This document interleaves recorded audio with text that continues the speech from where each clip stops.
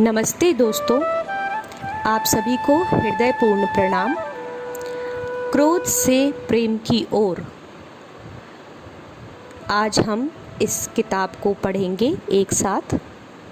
तो क्रोध का क्या उद्देश्य होता है, हम इसे खुद को कैसे बदलने दे सकते हैं, प्रेम क्या है, हम और अधिक प्रेमपूर्ण कैसे बन सकते हैं। इस किताब में ऐसे ही कुछ सवालों को संबोधित किया गया है। यह किताब उन विशेषज्ञों के अंतः विषय सहयोग से बनी है जो क्रोध और प्रेम की भावनाओं पर अपने अनुभव एवं दृष्टिकोण साझा करते हैं। यह एक व्यवहारिक स्वयं सहयोगी मार्गदर्शिका है और व्यक्तिगत कहानियों तथा विज्ञान, मनोविज्ञान और आध्यात्मिकता की जानकारी का संग्रह है। सभी लेखक आत्मविकास के कुछ तरीकों का अभ्यास करते हैं और उन्हें सिखाते भी हैं। साथ ही जिन तरीकों ने उन्हें बदलने में मदद की है, ऐसे तरीकों को साझा करने के साथ साथ इनमें से हर एक विशेषज्ञ इस विषय पर एक अनोखा दृष्टिकोण सामने लाता है। इसका परिणाम कुछ सरल अभ्यासों और जीवन शैली पर सुझावों का संग्रह है जो आपका जीवन बेहतर बनाने में मदद करेंगे। क्रोध से प्रेम की ओर। पहला अध्याय, क्रोध को समझना, जिसे लिखा है कमलेश डी पटेल जी ने। कमलेश डी पटेल जी, जिन्हें दाजी के नाम से भी जानते हैं, और ये हार्टफुलनेस के वर्तमान आध्यात्मिक मार्गदर्शक हैं। तो शुरू करते हैं इस अध्याय को। हम में से अधिकांश लोग क्रोध से जूझते रहते हैं। क्रोध में कभी कभार हम दूसरों को ठेस पहुंचाते हैं, जिससे बाहरी तौर पर तनाव और मतभेद पैदा हो जाते हैं। तो कभी कभी हम खुद को ही दुखी कर लेते हैं, जिसके परिणाम स्वरूप आंतरिक तनाव व संघर्ष शुरू हो जाता है। आमतौर पर दोनों ही स्थितियों में हमें इसका अफसोस होता है। ऐसा इसलिए होता है क्योंकि ना तो हमने क्रोध की वास्तविक प्रकृति और उद्देश्य को समझा है और ना ही हमने इस विस्फोटक भावना का उपयोग करना सीखा है। एक बार जब हम समझ लेते हैं कि क्रोध कब और किस कारण से आता है, तब यही क्रोध एक अच्छा मित्र भी बन जाता है। क्रोध क्या है? अपने विशुद्ध स्वरूप में क्रोध हमारे तंत्र में ऊर्जा का एक आवेश है। यह हमारी ऊर्जा क्षेत्र से शुरू होकर स्थूल शरीर में फैल जाता है। योग विज्ञान के अनुसार प्रकृति द्वारा हमारे क्रम विकास के लिए जो दो प्रमुख भावनाएं दी गई हैं, उनमें से क्रोध एक है। वे दो भावनाएं हैं काम और क्रोध, जिन्हें कभी हटाया नहीं जा सकता। क्रोध कैसे उपयोगी हो सकता है?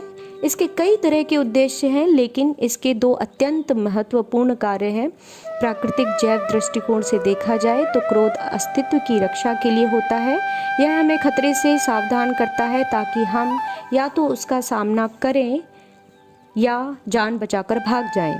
भावनात्मक दृष्टिकोण से यह हमें एक अन्य प्रकार के खतरे की चेतावनी देते हुए बताता है कि हमारे तंत्र में ऐसा कुछ है जिसे बदलने की आवश्यकता है।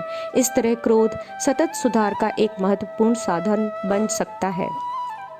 अब क्रोध की शुरुआत किस कारण से होती है? क्रोध की शुरुआत के कई बाहरी और आंतरिक कारण हो सकते हैं। उदाहरण के लिए दुखद घटनाएं और परिस्थितियां, अपमान, आलोचना, अवांछित सलाह, धमकियां, अन्याय, अनादर आदि ऐसे बाहरी कारण हैं जिनसे क्रोध की शुरुआत होती है। अपेक्षाएं, इच्छाएं, चाहतें और भय वे कारण हैं जिनसे हमारे भीतर क्रोध उत्पन्न होता है। क्रोध की उत्पत्ति हृदय की गहराई से भी हो सकती है, लेकिन हमें अतीत से उपजे उस क्रोध के कारण का हमेशा ही भान नहीं होता, क्योंकि वह काफ़ी लंबे समय से हमारे अवचेतन मन में दबा पड़ा होता है और वहाँ यह ऊर्जा अटक कर एक ग्रंथि का रूप ले लेती है। जब यह ग्रंथि सतह पर आती है तब उसमें दबी हुई ऊर्जा मुक्त हो जाती है। हर वह चीज़ जो आपके सिंपैथेटिक नर्वस सिस्टम यानी अनुकंपी तंत्रिका तंत्र की लड़ो या भागो यानी फाइट और फ्लाइट प्रतिक्रिया को उत्तेजित करती है, वह क्रोध पैदा कर सकती है, क्योंकि हमारे जैविक क्रम विकास ने हमें अपने अस्तित्व पर आने वाले खतरे के विरुद्ध प्रतिक्रिया करने के लिए तैयार किया है। असली समस्या तब खड़ी होती है जब हम अपनी रोजमर्रा की छोटी छोटी बातों में भी खतरा देखने लगते हैं। क्रोध का सबसे सामान्य कारण आलोचना है, खासकर जब वह अवांछित और अनुचित हो। इसका दूसरा सामान्य कारण अपूर्ण अपेक्षाएं हैं। जब हम उनके पूरा होने के लिए ज़िद करने लगते हैं तो यह आग में घी डालने के जैसे काम करती है। यहाँ अपेक्षा होने और उसके पूरा होने की ज़िद के बीच अंतर को समझना ज़रूरी है। उदाहरण के लिए, जब एक बच्चा कहता है काश माँ मुझे स्कूल लेने आए और सिर्फ मेरी माँ ही मुझे स्कूल से लेने आए, इन दोनों वाक्यों के बीच का अंतर समझें। कैसी भी जिद क्रोध को भड़काने में आग में घी जैसा काम करती है। हमारे व्यवहार में क्रोधपूर्ण प्रतिक्रियाएं कौन सी होती हैं? तो जब भी हमें क्रोध आता है तो हम अक्सर किसी अन्य को या किसी बाहरी चीज़ को इसका दोषी मानते हुए इस तरह प्रतिक्रिया देते हैं, तुम मुझे बहुत गुस्सा दिलाते हो, तुमने ऐसा क्यों किया। ये बाहरी तौर पर उकसाने वाली बातें क्रोध का कारण हो सकती हैं, लेकिन प्रतिक्रिया असल में हमारे भीतर ही होती है।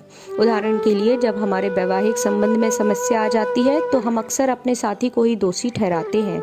हम में से कितने लोगों में इतनी ईमानदारी है कि दूसरों को कसूरवार ठहराने की बजाय अपने अवगुणों और व्यक्तिगत कमियों की ओर देखें। कभी कभार हम खुद को ही दोषी करार देते हैं, मैं इतना बेकार आदमी हूँ, मैं बार बार वही गलती दोहराता रहता हूँ। जब यह आरोप लगाने की आदत खुद की ओर रुख कर लेती है तब भी यह विनाशकारी हो सकती है और इसका भी कोई अच्छा परिणाम नहीं होगा। क्रोध में हम आक्रामक होंगे, रक्षात्मक होंगे या आहत होंगे, यह हमारी उस समय की मनस्थिति पर निर्भर करता है।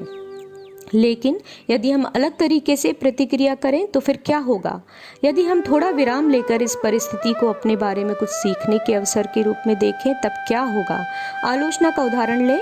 यदि हमें किसी की कही बात उचित नहीं लगती तो उनसे सहमत होने की कोई ज़रूरत नहीं है, लेकिन आखिर वे कहना क्या चाह रहे हैं उस बात को खुले दिल से समझने की कोशिश तो हम कर ही सकते हैं। यदि वह व्यक्ति कहे आपने उस परिस्थिति में जो किया वह मुझे पसंद नहीं है, तो इसके जवाब में हम कह सकते हैं मुझे इस बात का एहसास ही नहीं हुआ था जब तक कि आपने नहीं बताया, धन्यवाद। इस स्तर की ग्रहणशीलता के साथ हम परिवर्तन और नवीन संभावना का स्वागत करते हैं और इसके परिणाम स्वरूप हमारे व्यक्तित्व में लगातार सुधार होता जाता है। हम जो कुछ करते हैं उसमें उत्कृष्टता हासिल करने की ओर पहला कदम है आलोचना को स्वीकार करना।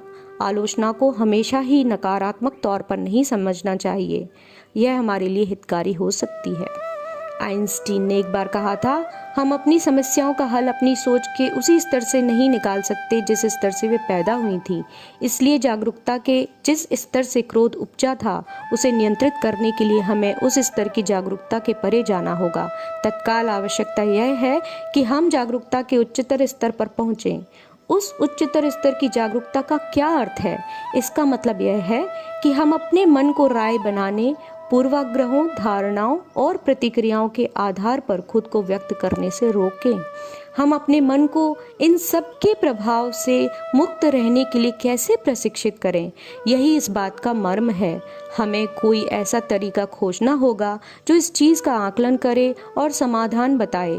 हमें स्थिति की वास्तविकता को स्वीकार करके उस स्तर से काम शुरू करना होगा।